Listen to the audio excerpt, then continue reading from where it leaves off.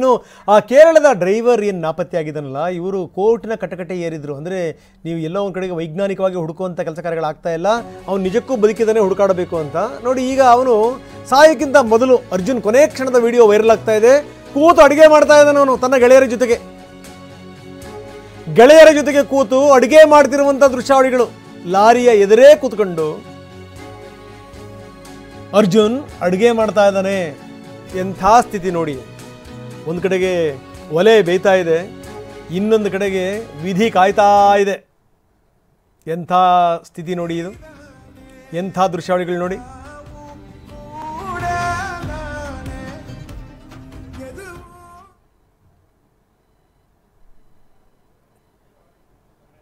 ಚಾಲಕ ಅರ್ಜುನ್ ಅಡುಗೆ ಮಾಡ್ತಿರುವಂಥ ದೃಶ್ಯಾವಳಿಗಳು.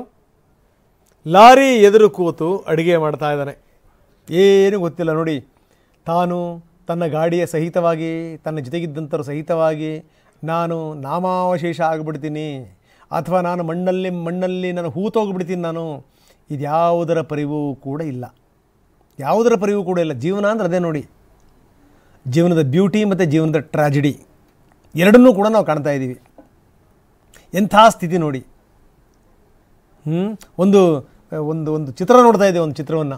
ಮೊಸಳೆ ಒಂದು ಮಂಗವನ್ನು ಹಿಡಿದಿದೆ, ಆದರೆ ಆ ಮಂಗ ಹಸುವಾಗಿದೆ, ಅದಕ್ಕೆ ಅದು ಯಾವುದೊಂದು ಹಣ್ಣು ತಿನ್ನಬೇಕು ಅಂತ ಬಯಸ್ತಾ ಇದೆ. ಹಾಗೇನೇ ವಿಧಿ ಕಾಯ್ತಾ ಇದೆ, ಸಾವು ಹತ್ತಿರ ಇದೆ, ತನ್ನ ಅಂಗೈಗಳನ್ನು ಚಾಚ್ತಾ ಇದೆ.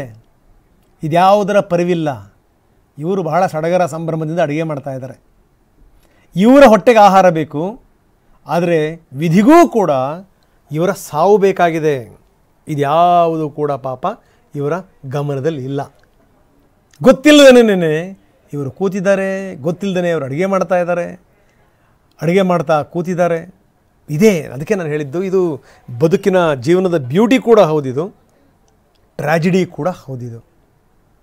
ಎಂಥ ಸ್ಥಿತಿ ನೋಡಿ.